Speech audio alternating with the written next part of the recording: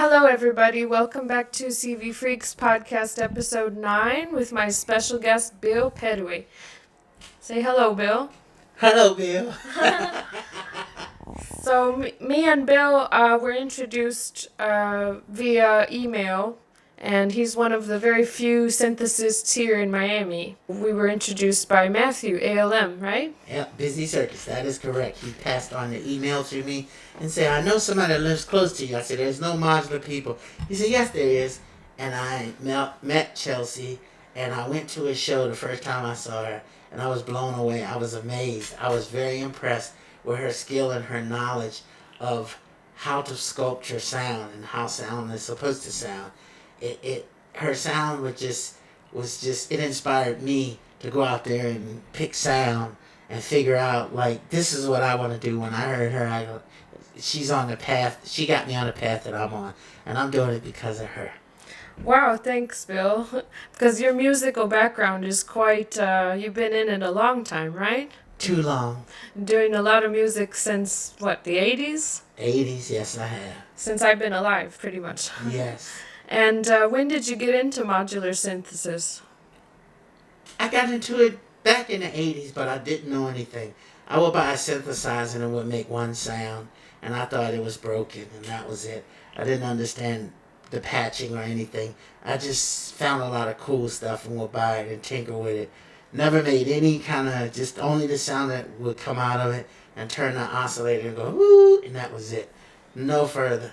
And as I got older and I was doing commercial music, I got tired of just having to go to the studio to work on a record or turn this in and do that. And I decided what was really free for me was to explore modular. So I've been into it consistently now for about 6 years.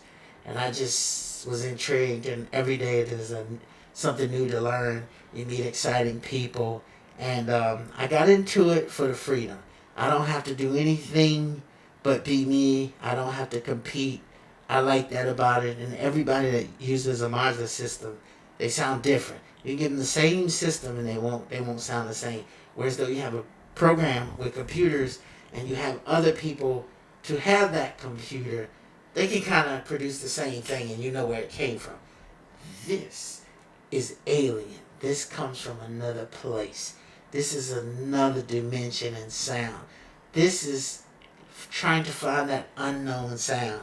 And I'm trying to talk to ears that want to hear something different instead of the regimented of this is this key, this note. No, that's out of key. Doesn't matter. This thing, you just imagine what you want to do or where you want to be. When I work with modular synthesis, I know you didn't ask the question, but I'm just talking. When I work with it, I'm exploring soundscapes. I'm thinking of a movie. I'm producing the sound of a movie as I move through it. Like I'm thinking of a scene from space. Not from space, not from just the moon, but the other planets that are unknown, the undiscovered planets, and the sound palette of those planets. What sounds are going on when things are dropping there because of the atmosphere? What does it sound like? Maybe there's a place that sounds like reverb every day. We have caves here that we go into. So another planet or another place far from the universe may sound different than what our ears are used to. You know, we add a lot of things, and we have a lot of unique sounds in the air acoustically, like birds and trucks. I mean, not trucks, that's a man-made, but animals make the most synthesized sounds. So they communicate that way. But this is a way of communicating. Yeah, so what's your favorite module in your case right now? Morphagene. The Morphagene. You have, what, one there? Yes. I lean more towards make noise because when they invented the stuff, I figured it out and it works for me.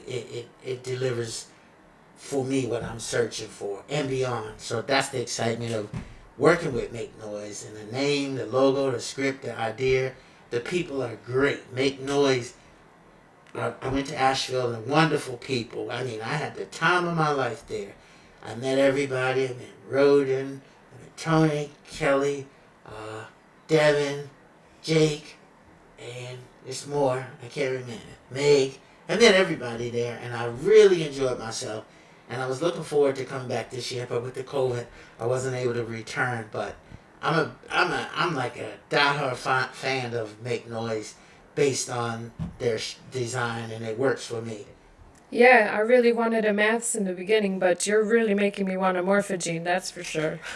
It's a different type of instrument.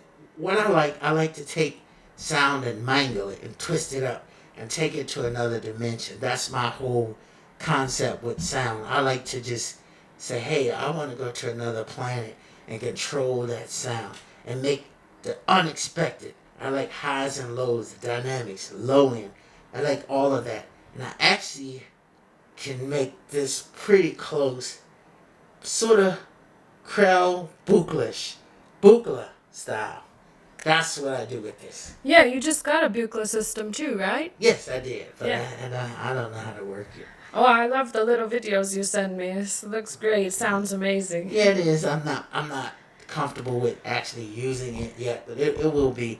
But as soon as I got the Bukla, I started studying Make Noise more, and I discovered some things with Make Noise that I never knew I could do. And every day is something new that you learn. And I watch when they do their premieres and stuff, and it's always they're very informative, the company, and they're very nice. And I could email Roten and he can tell me, like I told him what modules I need. So the other day I called him and I said, hey, I need, because I'm always buying modules. I said, I need a mass. I need this. I need STO. And he go, okay, we'll see what we have in stock, blah, blah. So then the last thing I need, I said, oh, with the pressure, I need brains. And he replied, they're in your head. Well, I love your sampling too. You've done some really great sampling work with things you record on the TV and on the phone and stuff. I've seen you do it. So which one of your modules here are you using for sampling? Only the Morphagene today. Oh, okay. That's the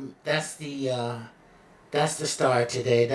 I'll be featuring how I use the Morphagene, my concept.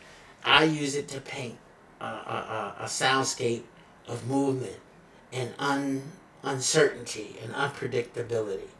It's predictable but not. I understand it, but it can surprise you. I have it patched like that, where it's a very basic, simple patch, but an effective patch.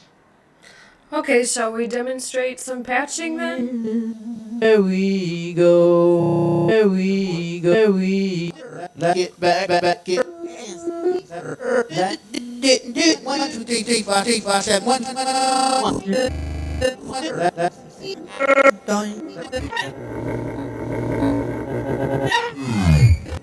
2, 3, 4, 1.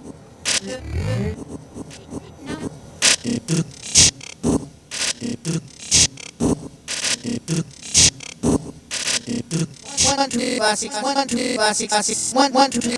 Get back, get back, get back, get back, get back, 1, 2.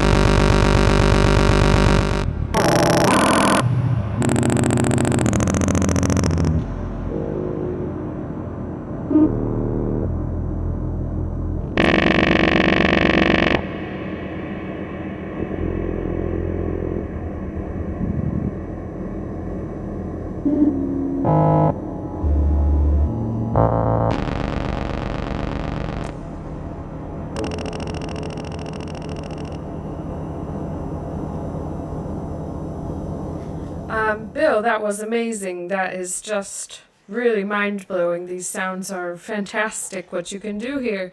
And how you were explaining to me, you sampled STO. the STO cross-modulating with itself, Yes. with the two different STOs, and then you sampled it in your Morphagene. That is correct. And that was all that sound. That was it. I love talking to you. We talk a lot about why we love the modular synthesizer so much because we seem to have that in common. So I want you to talk a little bit about that too. I love the modular synth based on it's unpredictable and you never know what's going to come out of it. You can never repeat the same thing twice, ever. I like that about it because it's an instrument. It becomes a part of you because when you cut it on, you don't know how it feels. The settings, you can never you can't take a picture. There's nothing you can do Because the slightest thing, the temperature in the room can make the oscillator react different, or something with the power can make it act different. But the love of modular it's a love based on, it's something that gives you freedom. You don't have to play right. You don't have to do right. You just have to make sound. Any way you can make sound, that's what it's about. Because not everybody wants to go out and dance. Not everybody wants to listen to the same kind of music that's kind of pushed on them through radio and through the internet. There are people that want to hear something different. Can you imagine hearing something alien and you're looking outside and saying, hey, that might sound like that? It's painting a different canvas. Like, you could take a pretty song and make a beautiful day, but you also can make a beautiful day out of a modular. The soundscape that you can make it very ambient and beautiful, and colors and sparkles come in, and it'll make you feel good. Or if you have a bad day, you can just cut this on and just be so rude and aggressive with it. You can talk. People know how you feel. They're like, what is that? Why? They can tell by you're angry because you can express that by the sounds that you put in it and how you stick to that aggressive sound. Or if you mellow, you put something soft in it and you play it and you go, oh, this makes you feel good. Sometimes I may play something and I do a self-generating patch while I'm laying in the bed, and it puts me to sleep. Honestly, puts me to sleep. And I just love it. I do it 24/7. I do it from 3 a.m. until I get tired. I'm always looking at modules. I'm always looking for something cool. I'm looking for something to inspire me every time. So, and look at modules, how I would connect with them. That's how I see the modules that you buy. It's a choice where, like, somebody might see this and say they like it, but it may not be for them once they touch it. But then again, they could touch it and go, this is me. This is the direction. There's something totally opposite that could attract them. And that's what the unique thing I like about modular. No two people can ever sound the same. No performance can ever be repeated the same. There's always something about it. It's here for that moment. It's very spontaneous. It's very, like, erratic. It's like the weather. Hot, cold, it blows, whatever. But in sound, it's the life of sound. That's what I see, because you have all this electricity moving through, and your brain is controlling this electricity. Going, oh wow, how did I do that? And it's fast. I like modular because with the computer, if you're programming music, you have to find sounds. By the time I move the mouse and click, I've already into a sound on my modular. I'm already in a direction. With that's kind of guiding me. Psychologically, the computer is telling me, go in here and you can get this. Or if you go over here, you add this. Oh, you want reverb? Just drag it and drop it. Here, there it is. It's right there. Reverb, no, that's too much. No, that's just right. While I'm hearing it in real time. And that gives you adjustment of sound. So if you're using a VST and you have to go in and get a sound, that process is already like making you think a different way. This is freedom. You don't have to do anything but make noise and move the noise. You're taking noise and manipulating, or you're taking a sound, any sound, a dog bark, a car, somebody yelling at an argument. By the way, the Morphagene likes arguments.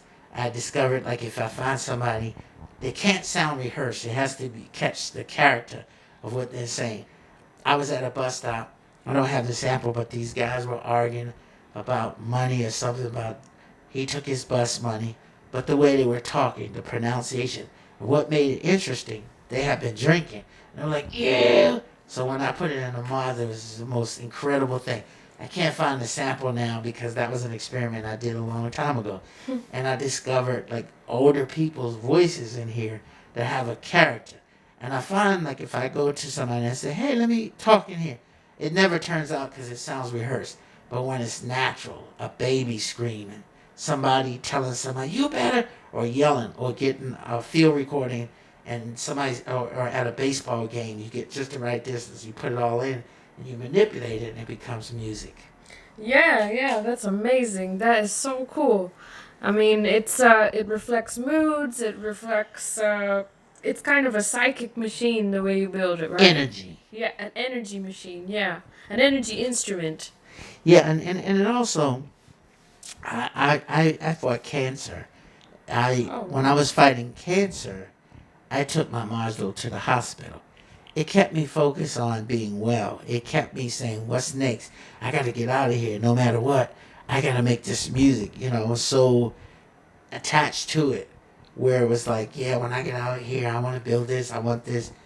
It gave me hope during the fight of cancer. It took me to a level of, I'm all right. I'm going to be all right. As long as I'm hearing the sound. And to me, it was a joyful sound. It was a sound like, as in the Bible say, make a joyful noise. It was my joyful noise. It was a way that I could express myself.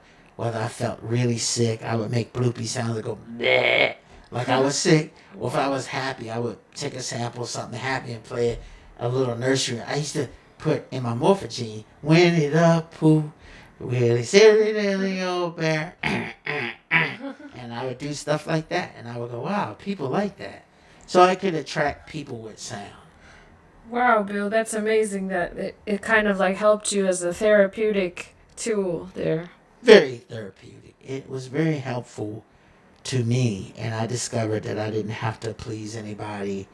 I didn't have to try to be, it wasn't a thing of, I'm going to be the best. It wasn't that. It was just, I enjoy this from my heart, and this is what I'm going to do. This is what I'm attracted to, and this is what I dedicated my life to, is being into modular synthesis.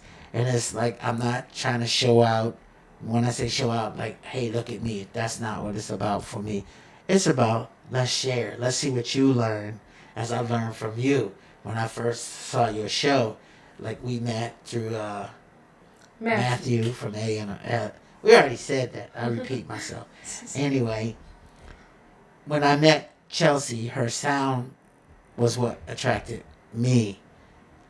She knew what she was doing. And I could hear other people that had other instruments, but they were digital, and I could hear it was just sound moving, but didn't have a character. But when Chelsea came on, I kept hearing frequencies and things come and go and move. Everything was traveling, which I call it rapid transit. It was like, here 1 minute, let's go here, beam them there. All right, let's make this sound over here.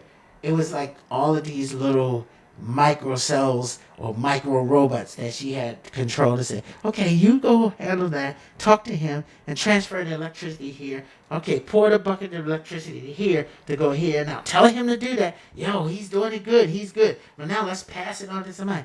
So the electricity of the instrument started to speak to me because I looked at it as like, let's carry this to here and this to here. And you can mix it any way you want. There's no wrong way to patch a modular. The feedback, you can use the feedback. You can take something that's not supposed to do something and make it do it. It doesn't matter. If it sounds right, then it is right. There's no rule. Somebody can say, that sounds destroyed. Well, that's how I want it. So there's no rule. You can't say it doesn't sound right. To me, it sounds right because I'm the creator and that's what I want. And that's how you have to look at it. That's how you create sound. If somebody's giving you an opinion and saying, well, that could be better if you... But then again, it's not your sound at that point. Then if you listen and buy into that, people can give you positive suggestions, but when you're creating, it's your baby. You're nurturing it, and you're hearing in your head. Because if somebody told you, well, put a little more bass and do that, that's like making records. No, play it this way. It becomes not you. It becomes work. When it's work, it's not music anymore. That way, it's like, let's just make it so people can buy it. My thing is, let's just enjoy life and music and people. And in the modular world, it doesn't just patch synthesis together, it patches people together. You meet all kinds of people that do this. Like being in Miami, I meet people that are amazing. And I go, wow, how did they do that? Then the thing is, when we go to a synth battle, they call it, but it's never a battle. When you go there and you see somebody for the first time and they're afraid and they don't sound that good and you're like, oh, they'll get it. And then they come back a few weeks later and you're like, wait, is that the same person? That's modular. They don't, it's all the time. Like they knew I'm trying to do this, but I'm really dedicated. They go home and do their homework and they work hard. Then when they come back, they blow away the best guy in there and they go, whoa, how'd you do that? What made you do that? Wow. And they get better and better and better. There are some guys here, I don't know all of their names, but I was like Pablo Funk. He's the man. He's raw and he's straight with it. And he doesn't work with a lot of complicated stuff. The things that he used, I'm like, how did he make that with that? Why did he buy that? Wait a minute. I didn't know that could do that. And that's the curiosity that Modular brings out. Then there was a guy, Nicholas. He does sort of like house type stuff with mods, like craft work. And I didn't know he did it. And when I saw the show, I was like, wait a minute. He does that? So it's always a surprise. And I like the surprises when we were going through the synth meet, when you hear somebody perform. And we have like Rory, Lenny. Lenny does coding, and I never saw that before until I came. He mixes the modular with the computer, and he codes and controls the system through his computer in a different way by numbers. I can't really explain it, but I was like, what is he doing? I don't understand. But he's very, very smart, and I was like, wow. And then you have, I think, Angelo, there we go. It came to me because brain travels fast. Anyway, Angelo, he's genius. I mean, just to see him work, like I can lend him a piece of equipment and he'll manipulate it in a way that, like, how do you do that? How do you make that do that? And that's just like Roy. Roy will take something, and Roy is very smart. He'll take something and say, no, this does this. If you do this and you tap this, that puts it in this mode. Red means to mute. Or if you do this, the sample rate for this should be 44.1 16-bit or 4832, depending on what you're using. So he breaks all of that stuff down for me, and it's just a joy. Like, I'll call him up and I'll be bored. I go, what you doing? Can I come over? Just to go over just 15 minutes to learn something. That's the thing about Modular. Yeah, it's amazing. I'm totally fascinated with everybody's different process and how everybody does things so differently. A lot of the times, even when they have like a bunch of the same modules, just the whole thing about how we build it ourselves, and then we make the sounds whatever we want it to sound like, and then it reflects our moods. Yeah, and it's a good connection to other people that have the same thoughts as you. It doesn't have to be you be a DJ or a rapper. It doesn't have to be that. You find your niche. You find, like, I like this. Now let me find others that like it, because there are people, which I knew when I got into it, I'm going to discover other people that do it and do it well. And I did, and just the process. I never forget when I went to Make Noise. It was like, wow, this is Christmas to me. Just going into the factory, seeing them put together stuff, just to see the atmosphere of these hardworking people to build something that I'm going to enjoy. You know, they're putting in their work and building something that the end result is I'm going to enjoy it. And as I enjoy it, just the joy you get out of a Modular system, especially if you build it right for yourself. Once you get it customized and build it to your taste and you learn to manipulate it, it's an instrument. It's just like a guitar.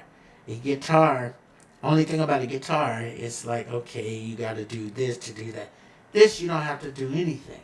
You can patch it any way you want, and it's whatever you feel. And you can take a guitar and put it in here and manipulate it. I call the Modular store for 5 years every day. This is Frequency in New York? This is Control. Oh, Control, yeah. Control. And Darren's going to pick up. That's how much I called him. And, hello? Now that's Matt when he makes a sound. I don't have to hear him. When he's doing that, see, it's Matt. Matt? How's it going? Did I say it right? Yeah. It is Matt. You were right. Because when it That's makes... right. Now, I'm on a live podcast, and I'm telling him I go to Control, and I said I call him every day. It's been 5 years. It's not a day. I just call and just say, hey, what's up? What's new? What's that? I want that. Da-da. We're talking about getting addicted to modulars on a live stream. Well, we were pre-recorded, and I said if I call him, it's either Darren or Matt will pick up. And Matt is an awesome modular artist Oh, cool. at Control. So if you want to get something, you call and ask for Matthew. He's the best. He got me going. He really got me into the Morphagene. Oh, nice. Who's this? This is Bill. I'm on a live show right now. No way, really? Oh, I didn't realize. Yeah, I'm on a... See, this is Matt. And this is... I was like testing a double knot, so I figured I know you like the double knot, so. See, they sold me that about a week ago. It's an amazing instrument. Well, I was called... This is Matt at Control. Hi, Matt. Nice to meet you. Hi. Eden Gray here, aka Chelsea. Hey. Hey. Bill's a guest on my podcast today, so. I was telling him about how much I call the store and if I want anything, like Matt recommended so much stuff, like the main cue, he said, you need to get this, you need to get that, you need to do this with your Morphagene. So much information, and that's why I like Modular. Matt, I know you're working, I'm going to call you back when I get out the podcast, but I just wanted to shout out to Control, to everybody there, and Matt, Darren don't do nothing though, no, I'm just playing. And Rob. Darren's the Wizard of Oz in the background. Yeah, he's the Wizard of Oz. Then we have the magnificent Rob. Yeah, Rob and I were on the same bill to play in Hamburg actually last year. Yep. Yeah. And that's where Rob is usually there with Matt. He's a great guy and he helps me out all the time. Well, I'm going to call you back. I'm going to finish this interview. I just sporadically, did this patch. Right. No, I like that, yeah. And I said, I'm going to call him. We picked up, and we did. That's right. Well, take care. I'll talk to you this evening. All right, I'll talk to you later. Nice to meet you. Likewise. See you All later. right, bye-bye. Well, I want to say thank you so much for being here to be my guest, and while we're in Miami, and it's just a really amazing thing to see how you do things here. So, and I'll be sharing your work along the way too. I know you want to share if you want to share some work, but I look forward to seeing you live in a live performance too. That will come as soon as this COVID, and I pray for everybody, and I hope this shall come to pass, and I pray for our country's well-being. And united we stand, divided we fall. So we must think about being united and standing together. This is what America is about, being different. America, we live in a great country. Yeah, it's not so bad. Even though we're going through a bad time, but bad times make better times. Yeah, I agree. Okay, well, see you guys all next time. Thanks so much. Okay.